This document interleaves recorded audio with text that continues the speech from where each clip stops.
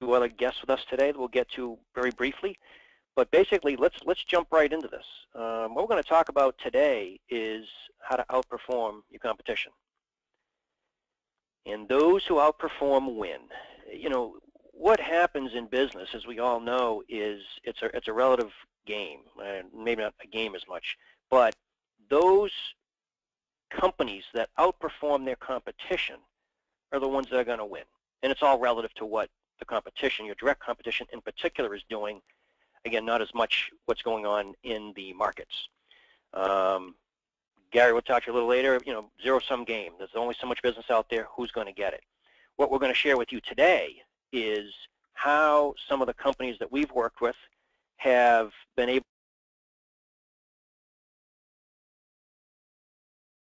to revenue growth over 20%, gross margins up 12, 15%. And we're going to share with you what they've done to get there, and hopefully, you know, you'll gain something out of that.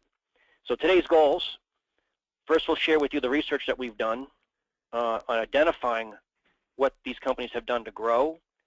We'll review some results of some of the companies that have applied these keys and what they've done. And you know, obviously, the goal of this is education, but hopefully motivate you to take some action and go do something in your business to make it more successful. So the agenda we'll go through: quick introduction with the speakers today and Growth Strategy Partners. We'll talk about the research we've done and the results being the 7 keys to growth. We'll give you 2 case studies in detail on what companies have done specifically to really change their profits, change their growth, change their revenues. We'll then summarize by saying, what are the lessons learned? What have we learned? What have our clients learned? And then next steps. So that's the agenda for today. Let's start with introductions. Myself, the good-looking guy on the left, Chris DeCenzo. I started Growth Strategy Partners 12 years ago, actually, in May. The goal was really to help, you know, owners, privately held businesses grow their business more efficiently and more effectively. In order to do that, I thought I needed to talk to the smart people, those that have done it, therefore the research on what drives long-term sustained growth, which we'll get into today. Before that, I've worked for a few consulting firms. You may have heard of PricewaterhouseCoopers, Deloitte, Grant Thornton, and even Inc. magazine. Before that, I was in industry. My background's actually engineering. Ran some engineering groups, and that included industries like medical device, automotive, firearms, textiles, and a few others. So that's a little background on me. I'm going to pass it over to Gary. Gary, you there? I am here. I am here. Very quickly, my background is a blend of both operating experience and some general management consulting. I've got about 25 years of operating experience, 20 as a senior executive, leading divisions, leading a group of businesses, and even as the CEO of the company. All in the B2B world, industrial companies, both on the manufacturing side as well as the distribution side. And after retiring early, I actually have now 5 years experience working on a consulting basis, working with family-owned companies, entrepreneurial-based companies, helping to try to transform their businesses, ranging in size from anywhere from $10 million up to a couple $100 million in size. And I've been doing this, as I said, for 5 years and worked with over 40 companies now. And you're not referring that when people, sorry, you're not referring when people retire, they become consultants, are you? Sometimes. Sometimes. Don't answer that. Go ahead, Paul. Thank you. Hello, everyone. This is Paul Plutzik. Welcome, and I'm so glad that you've joined us. As Gary has indicated, he has a blended set of experiences. So do I. I'm a psychologist by education. I moved into management some years ago as the executive director of a human service organization, and then moved into industry shortly after that with a stint for the U.S. Justice Department as the Chapter 11 bankruptcy consultant. And from there, I moved into a number of different positions. I've been chief operating officer for 2 companies. One was a benefits consulting organization. The other was a cellular phone company. I'm president of a couple of consulting firms. I've worked for a number of government and private organizations for the past 20-plus years, providing training and consulting, executive coaching, Some of them are companies whose names you've heard of. Black Entertainment TV, better known as BET, Smith & Wesson, Harley Davidson, Crate and Barrel, Chevron, and NASA Johnson Space Center. I've also co-published 3 books on project management. So I have quite a bit of experience in the engineering, procurement, and construction industry as well. So enough name dropping from me. That's it. Chris, back to you. So we can actually say you do consider it rocket science, right, with NASA? Yes. I did. But, you know, they didn't put me in one of those capsules, thank God, because you really have to be. I'm 6'5", and they would have had to cut me in half to stuff me in there. That's funny. So, Growth Strategy Partners, a little summary of us. You know, we're what I'd call a management consulting firm. We call it research-based growth strategy consulting firm, helping companies grow their revenues, profits, and talent. So, one of the things I'd like to be clear about today, when we talk about growth, we'll have that word mentioned a lot today. We're not just talking about revenue growth, which is what most people think about. We're talking also about the profitable growth of your business, the profits, and the talent, you know, the organizational performance and people in your business. So we talk about growth, think about those 3. And what we've been able to do, at least what we've been able to do is grow your company or grow privately held businesses faster and more efficiently. Basically, they can do it on their own, and we've got 3 reasons. One is we've done this research to identify what should you be doing. We call it the 7 keys to growth. We've then built some tools and methodologies to implement these keys faster and efficiently. And like you've heard from Paul and Gary, we've got consultants that have been there, done that, very accomplished in what they do. So that's a little about us. Let's talk now about the research. What we did is, and this goes back actually, it took about 5 years, so it's been a elapsed time of 5 years to do this research. What we wanted to do was understand, you know, how do you build a everlasting, profitably growing company? And to do that, we thought, geez, let's ask those that have done it before. So we went out and surveyed, at this point, over 600 presidents, CEOs, and owners of fast to strong growth companies. These companies come from the Inc. 500 list, the fastest growing private companies in the United States. PricewaterhouseCoopers has its own fast growth list. There's a lot of other fast growth lists out there. And then we've added a lot of third-party research. Another large consulting firm, Bain & Company, does a study on what tools are popular and effective in the large organizations. So we pulled all that together to identify, are there some common themes on what drives profitable long-term growth? And the answer is there is. There's actually 7 fundamentals. And I'm not going to share with you then, but first we're going to say, what have we learned about this? Before we get into the 7 keys, what is it that we've learned about finding these 7 and applying them? Well, the first thing is, you know, there are proven success fundamentals. There are things, basic business practices, that can make you and your organization very successful. The sad part is that many companies aren't applying them, these basics. Those that apply more are definitely going to be more successful. We've also learned about the internal factors. This is actually some research out of Bain and some other things that we found, that the internal factors, i.e. the leadership team, its strategy, its focus, its alignment on the goals, is really the bigger impediment to growth than the external factors, the competition, the markets, the economy, pricing. It's more about the internal piece of it that really inhibits the growth. The leaders, I don't know if I've coined this term, but called comfortably stuck. The leaders, the presidents, the owners, they want to get better, but they're doing well enough that there's not enough pain to get them to either invest or in people or money or performance to get out of that zone that they're in.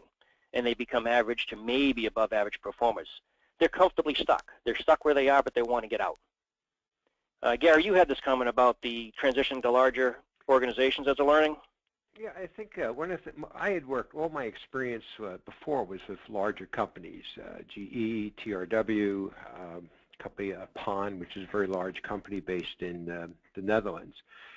But now that I've been working with smaller firms and we're on family-based businesses, one of the things that I've observed is that, and one of the things most companies at this stage really struggle with is making the transition to a larger, more complex enterprise, and how leaders originally built the business, grew the business, and the skills and organizational capabilities needed to manage through the next transition are very different, very, very different, and it's what I find a lot of companies really struggle with.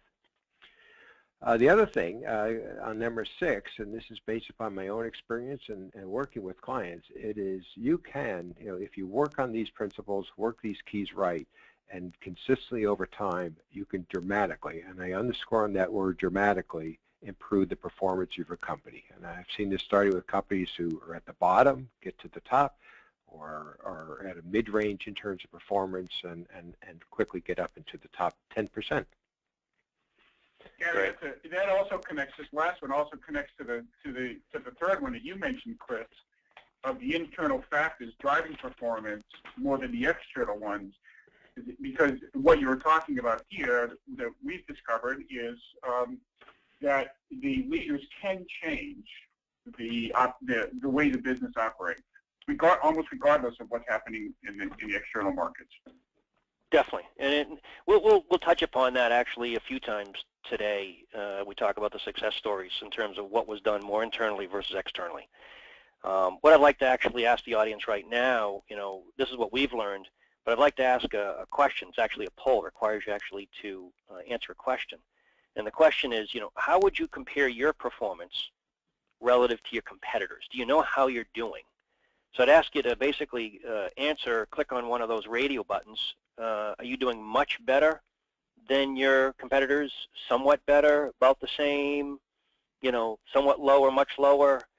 I'm going to take 10 or 15 seconds here, and because the first thing is really understanding how are you performing now, and therefore, and relative to the competition. So we've got a great percentage of people voting, and I got a question. What if you don't know how you're comparing? How you compare? We'll actually address great that. Question. Great question. We'll ask that a little later. All right. So what I'm going to do is I'm going to close this and show what the answers are. And I'm going to share it with you. In fact, before I do that, I need to write it down. Otherwise, I forget. So what you should see now is 14% of you said that you're doing much better, 71% somewhat, and 14% about the same. So here's a reaction to this, and I'll share this, because we've got basically about the same to better or somewhat much better, but most of them in the somewhat better. What we've learned, and somewhat we talk about the clients we work with, I don't want to get off too much on a tangent, but those people that attend webinars and go to educational events, they're the ones that want to learn, and usually their companies are doing much better because they want to learn. And this might be what we're seeing today, where everybody is about the same or better. In fact, most of them are somewhat better. Gary, Paul, any comments on that? No, I think you said that very well. And also, all right, so we'll share. The point is that these are folks, to underscore what you mentioned, Chris. These are people who are attending this webinar, and then 71% are looking for information in the industry, are being attuned to what's happening in their industry, so that they can compare and benchmark their enterprise against what they're hearing and seeing from the competition. So their antenna are up. Well, their antenna is up, Paul, and they want to get better. Yeah. And this is what we love. I mean, I know obviously who's online here. We've got a bunch of clients, a bunch of companies we've worked with, and some new ones. But it's great to see that people are looking to get better. So we don't have to belabor that. So so now let's talk about what the 7 keys are. Paul, Gary, who's got the drum? Drum roll. Okay. Here's what we found. So the 7 keys are this, and this is just kind of our terminology, but it talks about effective planning process or strategic planning. Companies have a defined goals, objectives, and strategies, and they got a process in place to manage that planning process. So it's not about putting a strategic plan together, putting on a desk. It's the process that's most important here that makes them successful. I found it interesting when we did the research back to the Inc. 500. And these are really hyper-growth companies, and some of them are fairly young, but 76% of them actually had a documented strategic plan. And it might have been a one-page plan, but they had a plan. Right people in the right seats. You know, we talk about a leadership team of A players, okay? These companies are always out looking to upgrade their team and get the A players. In fact, it was Gary that mentioned something a while ago. You know, I think your comment was, you know, A players hire A players, and B players hire C and D players. And these successful companies know they need to put the A players in place, or build them, build the A team, and always out looking for the right people, right seats, and give them the right skills and capabilities. And also, Chris, what we found is successful, strong leaders are not afraid to hire people who have a different set of skills and competencies, and perhaps better than they are in some arenas as well. Not at all, Paul. Exactly. It's an A player. Whether, you know, they're better than you, that's the whole point. The A players actually will hire the A players, and smart Bs will hire A's, if you will. Customer management. If I may, this is Gary. One of the things I'd like to also point out, though, I mean, the message of this is that it doesn't mean that you have to change the members of your leadership team. The real key is having the capabilities to perform at an A level.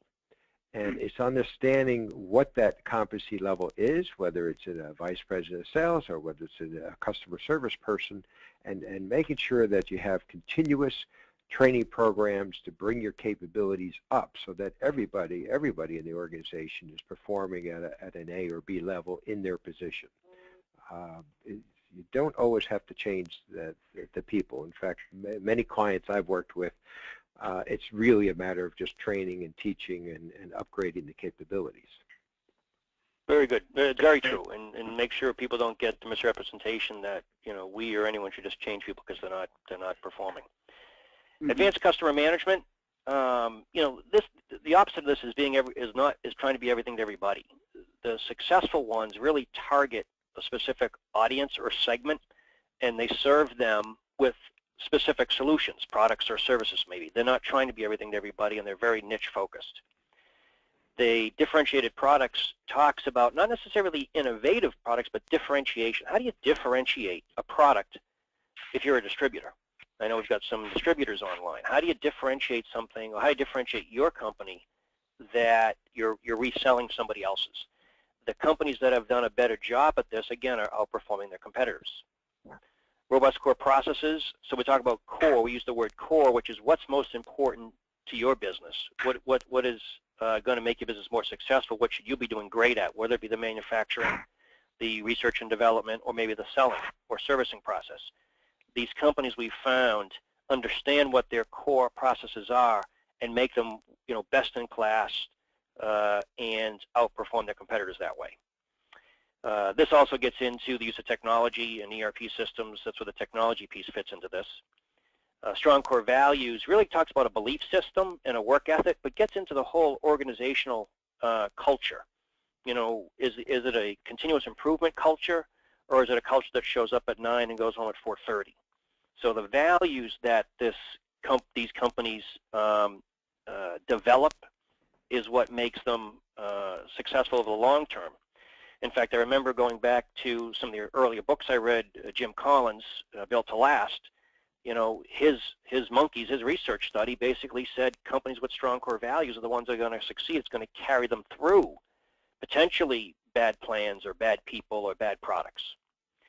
And then ability to execute at the bottom, not necessarily in the order, is putting everything together and get it done.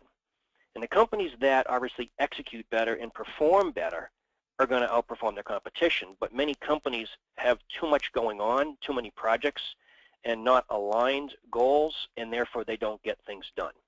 Those that align their goals with their resources, linking up to the planning process, linking to the process, are more successful.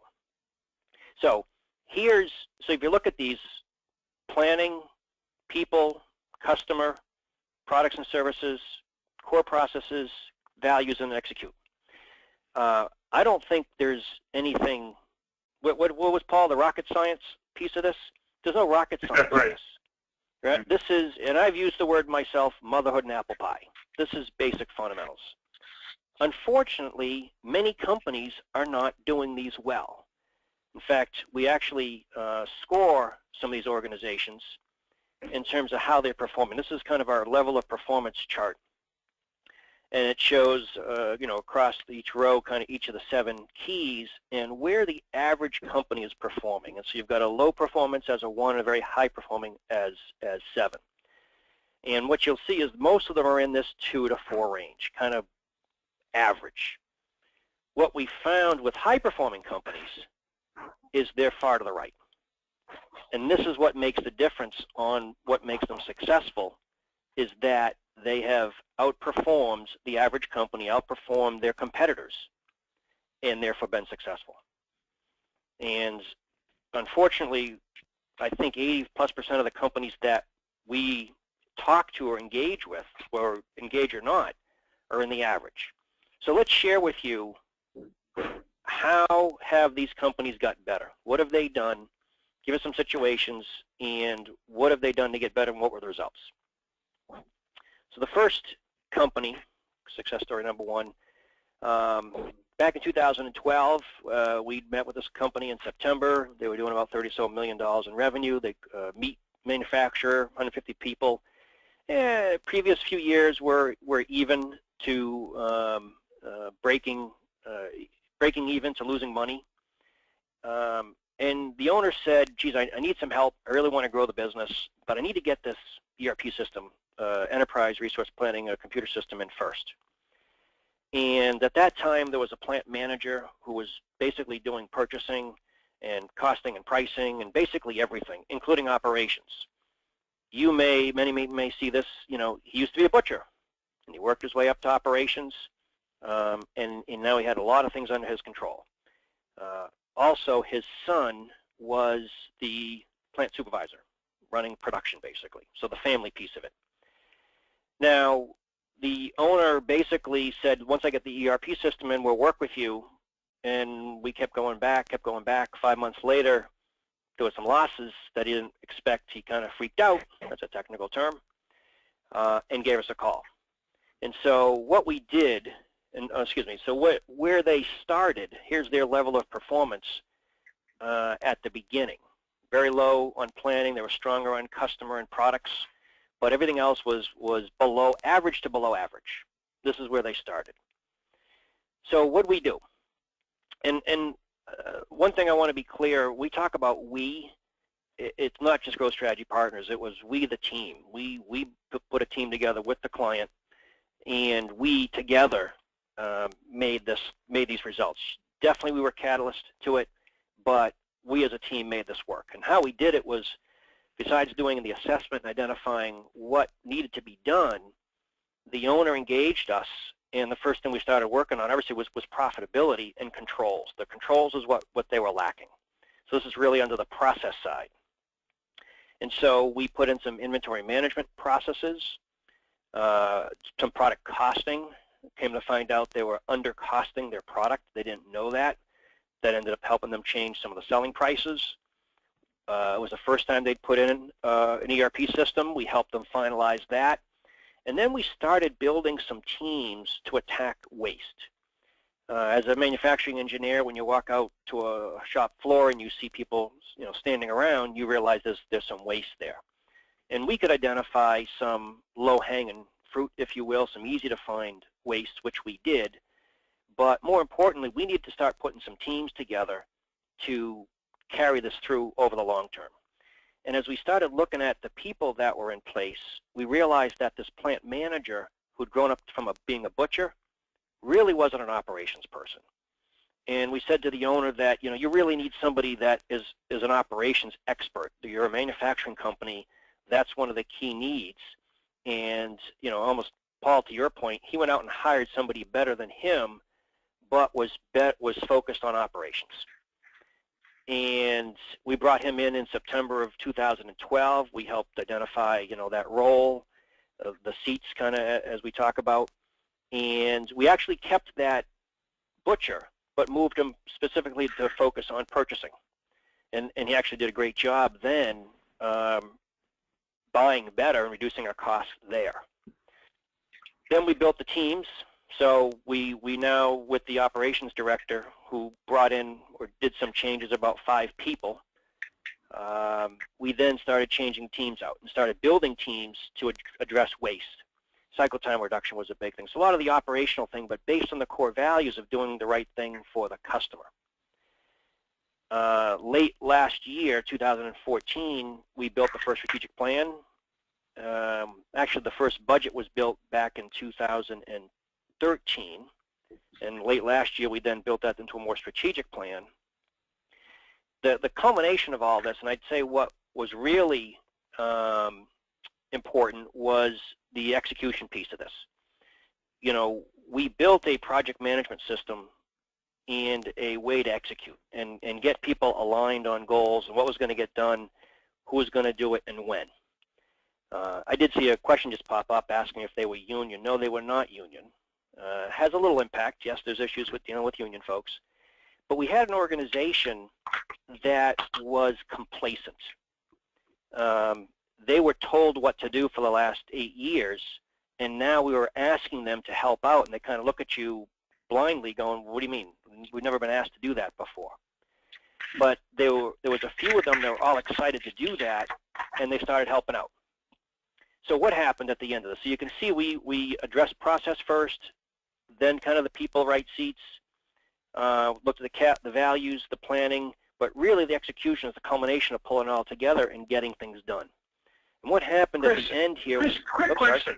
What was it like for the owner to start to turn over responsibility to admit and decide to bring in somebody else who had more operational experience, as well as to turn over some responsibility to internal teams? What's that like for the owner? Well, okay, see if I can keep this short. This owner is like a lot of owners, I think, and present CEOs that start companies, and they're very focused on new things and new customers and new products and new services and so forth, and they're not as focused on operationalizing that. They're very right-brain creative, but not left-brain operational. And so he knew he needed a partner and needed help on the operations side. When I suggested that we're going to go hire a retained search firm, it was going to cost him $60,000. You know, I then picked him up off the floor, and you know, after he got over it, he realized that's what's needed to make the investment. So he went into this, you know, in 2013, knowing he was going to invest for the next few years. Okay, and him letting go, he was actually he's a great client. He's more pushing, Chris, get someone to do this, get this off my plate. So he's good about it, and that is definitely a difference on this success story. Okay, thanks. So here's what happened. So again, we started in April of 2013 with assessment. We probably got rolling in May. By the end of 2013, profits had increased 40%. As we talked about focusing on labor costs, we reduced those in 20% in about 6 months. They were actually going through a bank refinancing at the time. They got a new bank examiner, a bank relationship manager, and he was very surprised at what was going on. Inventory accuracy was an issue. That's been increased, but really 13 was the transition year. 13 was let's get some of the basics in place and start, you know, ramping up for 14 and 15. And what you'll see here, what happened in 14, is honestly, I think, fairly remarkable. Small revenue growth, but a profit increase of over 400%. Labor costs were down, the margins were up. We started building that culture of empowerment and continuous improvement. The owner started rematching the 401k that he had stopped, paying out bonuses. And this, by the way, is included in all that 400% profit. My biggest satisfaction, or one of my biggest satisfactions, was the response from the owner's wife. You know, I've never seen my husband so happy, relaxed, and sleeping through the night. To me, that's awesome. But when you look at 215 currently, and we're still actually engaged with them, there's a smaller growth plan, but the profits are still going up 58% for the year. In fact, I think when I saw the first quarter results, they have made as much this quarter that they made in the whole year of 2013. one of the things we get asked is, what's the cost of consulting? Geez, isn't there a lot of money they had to spend, and how much time do you put in all this? Well, we look at it, I would think, like most business people would be, as a return on investment. They got 10 times back, at least, what they paid us, or paid us and invested in us in professional fees. So we'd consider that, a win all the way around. This is now their current performance level. Okay, so you can see there was a significant shift to the right in all these levels of performance. And that is really what the key is here, is that we've picked away at each of these practices and gotten better. And you can see the results, and they're basically being sustained. So that is kind of one quick success story. I'm actually going to pass it over to Gary. Gary's got one that he's going to go through. Gary? Sure. I'm going to try to do this a little quicker because I think we're running a few minutes behind. This is a production business, also in the food industry, a $14 million fish processing company. Business had actually been unprofitable for some time, and at the start of the engagement, starting to reach a little more desperate situation where he only had about 5 months of cash left. Good market position, good products. I mean, he worked in specialty species. He had personally developed the market over in Europe.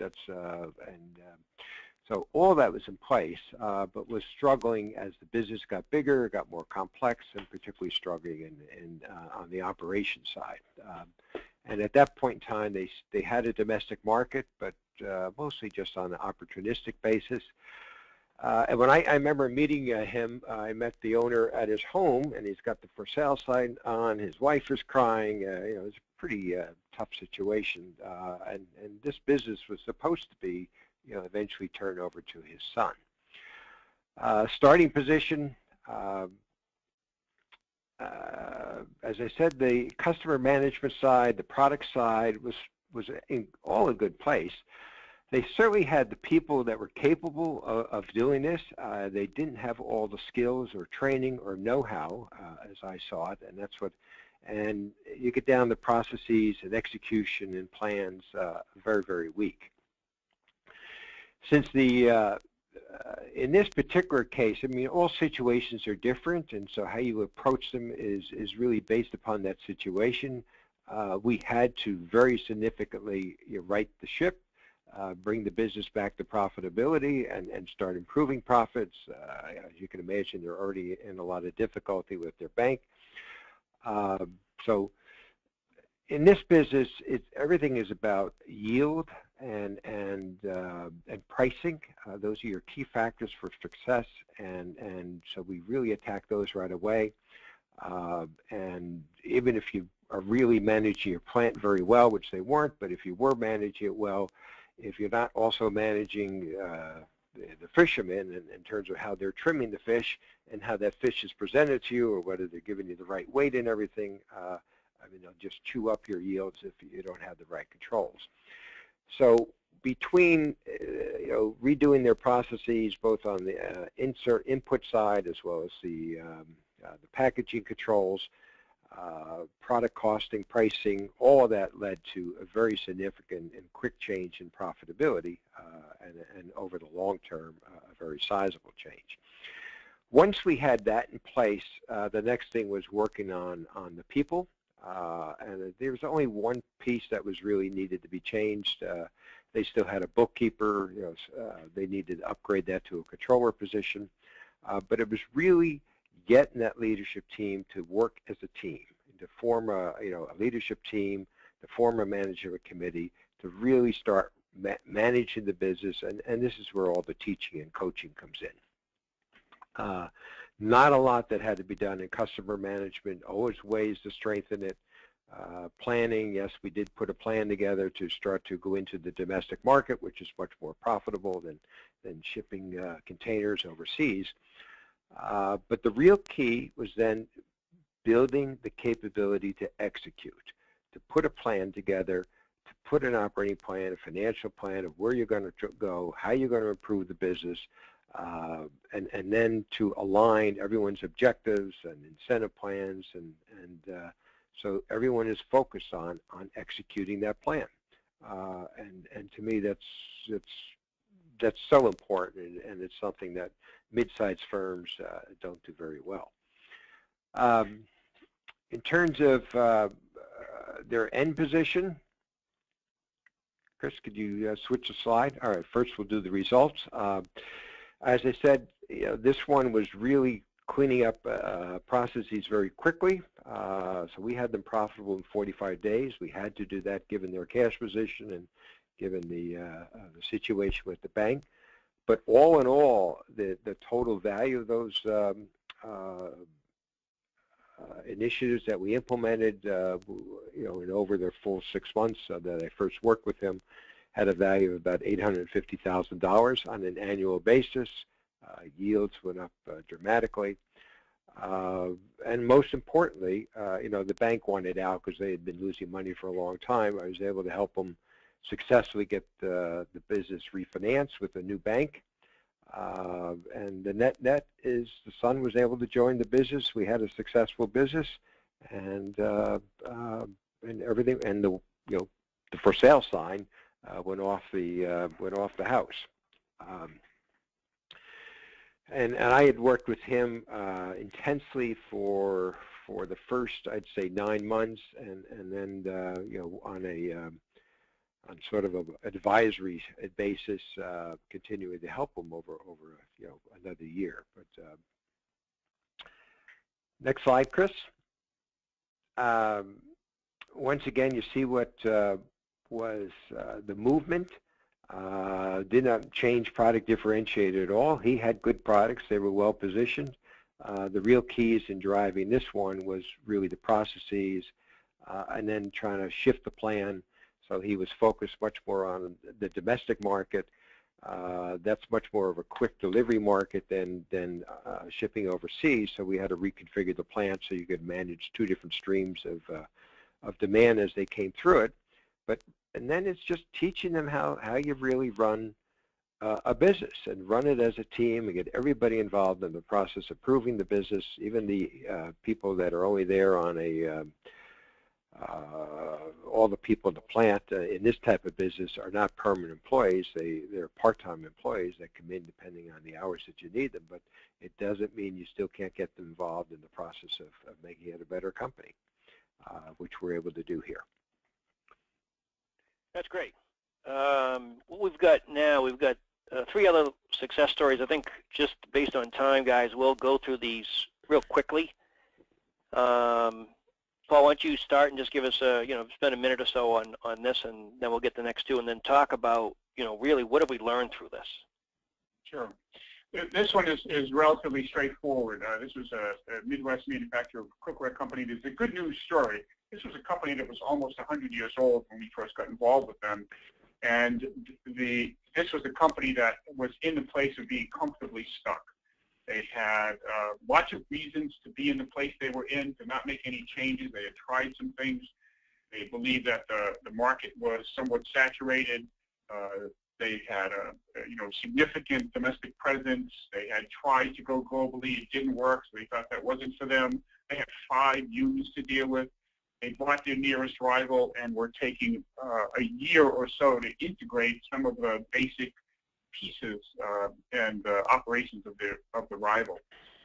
We were able to save a tremendous amount of money by getting operations people involved and looking at what were the requirements for these 2 businesses to come together.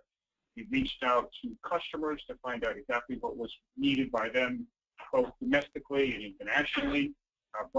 We gained some key accounts, and saved a tremendous amount of money on the integration costs by bringing in something that the employees call Smart Speed, which is really just to speed up the whole process of integration, looking at it more from an operational perspective, put a lot of metrics in place, and take responsibility for moving the business forward. And a good news story, they continue to operate today, and they have a significant global presence in domestic presence. Great. Great. Thanks, Paul. Welcome. This is Gary. I'm going to pick up on the construction materials business, and I'm going to do this from a little different perspective. This is actually a business which I was one of the senior executives responsible for transforming and turning this company around. And we started as at least we had several businesses, but this particular business was unprofitable. We had recently consolidated a bunch of regional divisions into a single business unit, and then hit a very severe recession. Had very weak market positions. It's a commodity business, and the culture was to run it as a production-driven company. And because they really hadn't taken care of the customer, when you get to the recession, the customers left, and very, very dangerous situation. In this one, the idea that we had was we had to change our relationship with the customer. And to do that, we were going to have to transform the business into a value-added company, supplying solutions, supplying products and materials and technologies. And all that was done through a whole many different levels of value-added services that we were able to implement through a sales force. And nothing had been done like that before in this industry, and it allowed us to position ourselves much faster in a very different way than our competitors could. And I'm going to talk about lessons learned in the next slide, so I'm not going to go into too much detail here. I'm going to try to draw out the lessons, but the net results was we were able to double the size of this business and improve the value of it by over $1 billion. Not bad. Not bad.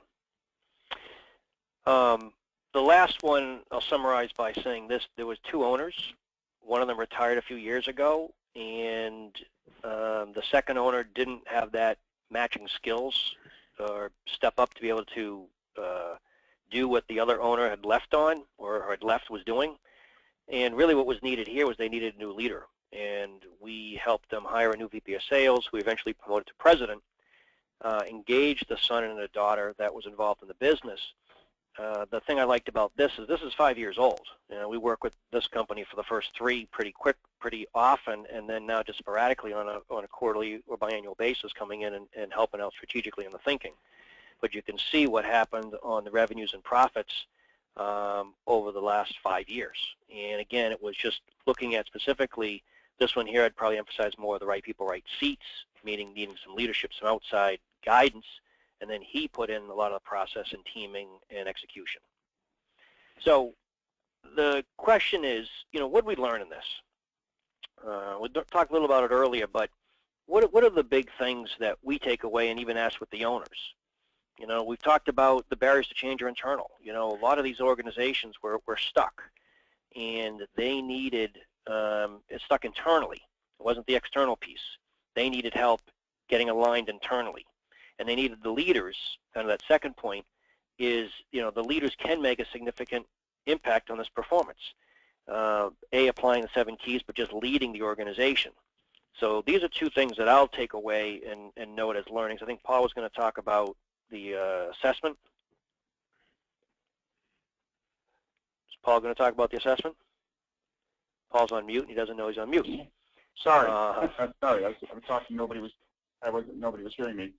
The honest assessment is to understand where you are currently, to get that information. One of the things we talked about with all the companies that we use as case studies and many of the companies that we work with is people have a sense of where they are, but they don't have any hard data, so they can't essentially baseline where they are to identify what some of the needs might be in the organization so that they can make the kinds of change they need to make. The assessment gives them also targets, areas to focus attention and energy, as opposed to just taking a shotgun approach. And let me pick up on number 4. And I made this point a little differently earlier, but the organization approach to growing a business when it's a little larger and a little more complex is very different. It's significantly different than how a family or an entrepreneur has originally built the business. And I see this over and over again. I've got a client that's a $100 million construction business, and honestly, when we first started working with them, they were operating like a $10 million company. And sure, the leaders were outstanding people and extraordinary capable people, but and that's why they were able to manage something this size. But they're just leaving so much money on the table because they hadn't really made that transition of how you get the whole organization involved. Point number 5 is, one of the other lessons is always starting with the end in mind. We all understand continuous improvement and how you make continuous incremental improvements to your business, but I think it's so much more important to, as Paul said, to understand where are the best companies performing, what are they looking like, what are the results like, and beginning with the end in mind and starting with what you want your business to look like, and then you build your capabilities around that as opposed to where you are today. And the final point is and this is true as businesses get more complex, you cannot manage them with a directive style anymore, which is what many families or entrepreneurs, how they originally were built. You now have to get the whole organization involved, engaged in the process of improving the company. And it's, that requires a very different leadership style and organizational approach than perhaps how the business was originally built. And all of the lessons, I think, that we've learned, at least that I've seen, can be summed up for me by the people we've worked with, being somewhat dissatisfied with the status quo for whatever reason, whatever the catalyst might be. Changes in the market conditions, changes in profitability, something, but there's some level of dissatisfaction that happens on the part of the owner, and that person sees a different future and wants to move into a different future and not happy with the status quo. That level of uncomfortableness with the status quo, I think, is a tremendous driver and catalyst for the changes that we've seen in organizations. There's usually something we see that provokes it. In some of the scenarios, it was a lack of, way underperforming. Okay, but there's others that want to do better and take it to the next level. Kind of the question I would say right now to those listening is, okay, what are you going to do? You spent some time today listening to us, which I think is great. You can go on the left side there. You can continue with your current plans. Nope, we're all good. We're going down the right path. There was a good percentage of people that said they're outperforming their competitors. You can do a little reevaluating, refocusing, learned a few things here. Hopefully, go apply it. There's also the option of asking for help. That's what we hear. That's what we do. If you want some reassurance, if you want to bounce some ideas off us, if you want to learn obviously a little more about these 7 keys, we'd suggest you give us a call. I'm going to do this. We've got basically one more slide left, and we've got, I see, about 3 minutes. We've got a bunch of questions, and I'm just going to maybe do one of them right now, just because of the sake of time. And the one that I saw that I liked was, how long does it take, to make these kind of changes? And what I'll do is maybe ask, both Gary and Paul, if you can take 30 seconds or so and give us a quick summary of what your thoughts are. Gary, how would you start? Sure. It does take time. It takes several years. Obviously, it depends on where your starting point is, but to transform an organization and transform a company to be able to perform in the top 10% of its industry, it takes several years of effort, and it's got to be consistently applied. It's got to be consistently worked, and it needs the whole team, a whole organization, however small or large it is, focused on it. But in my own experience, there's no doubt you can get there. And what I've seen also is that I've seen a change in a lot of the organizations we've worked with, Gary. One of the things I've seen is a change in culture, where the status quo is no longer acceptable, and people are continually striving for, how to differentiate themselves, both in terms of products and services and processes. And so it changes the culture of the enterprise that I've seen, where people are always looking to improve. how do we make things better, faster, smoother, simpler, easier? And there's a level of excitement I've seen in a lot of the enterprises that we've worked with that was not apparent when we first started. And well, that's all about me moving forward. I'd like to just build on that some more, if I may, and just weave a couple other points in here. I'm going to go back to a little at SROC, but at SROC, you know, I have a very simple belief. I believe every person wants to be part of a winning team, and the art and science of leadership is really how you get everybody involved and to believe they are part of something special. And in that particular business, we culturally drove ourselves to be the best, and those broad metrics of how we measured best, whether it was in employee engagement or customer satisfaction or growth, were always productivity, were always visible to all the employees. And so yes, and once they all engage and they all understand where you want to go, the process of getting there, I think, is so much easier. And a feeling of ownership and engagement seems to develop across the organization, Gary, also. People take more responsibility, at least what I've seen, for the future of the enterprise and for their actual contribution to that future. It can be very, very exciting and rewarding process. Definitely. So let me do this. I'm going to leave the audience with this, a test. This is your test for today.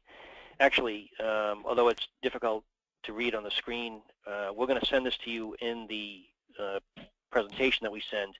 And this is somewhat of a self-evaluation, so you can actually go kind of rank or score yourself in these 5 levels of performance relative to the 7 keys. I'd actually even suggest that you take this, make copies of it, and pass it to your leadership team and have them score it, rank it, and then compare the notes and see, are you on the same page? Because if you don't agree how you're performing, that's again another issue.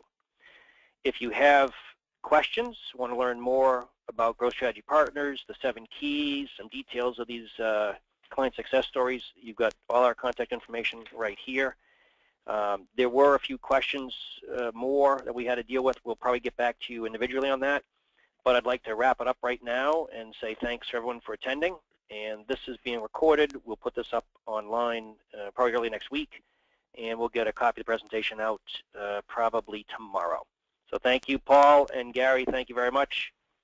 And everyone have a good day and a great weekend.